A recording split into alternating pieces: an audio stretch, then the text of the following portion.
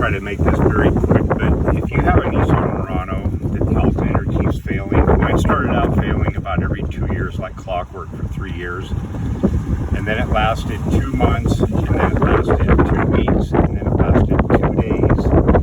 That's 6 alternators in 7 years that I've gone through. So going through, I could never find a problem, but the alternator kept shorting out.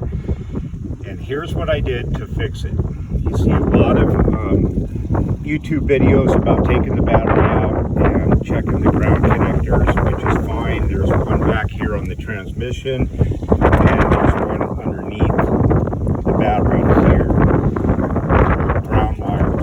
But this is one of the main culprits here, and you can see that it has a fuse, and then on the back side back here there's a couple fuses. Those are not always visible if they go bad. Now that's a $14 item on eBay, so I went ahead and I bought a new one of those. And this was via my mechanic here in town, who told me to do that. He said, you can't always see that they're bad, but I guarantee you they go bad. The other thing I did was, if you look down in here, and I got a flashlight, you can see that 4-wire plug going into the alternator on my 2004. It's actually a 2-wire plug, and the 2 outside wires just deadhead in the wiring harness. I snipped those off, and then I used insulating, heat shrink insulating, which is the white stuff that covers the wire, to kind of shield them from heat. And I stripped that back all the way to about here in my wiring harness.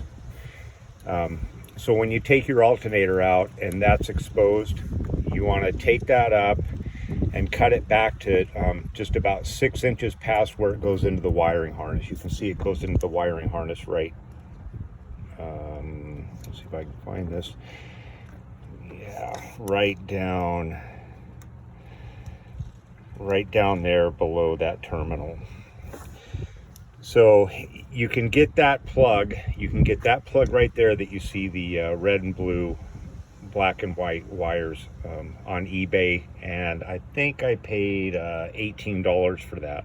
So for less than $40 you can buy those 2 parts, and if you're any kind of a decent mechanic,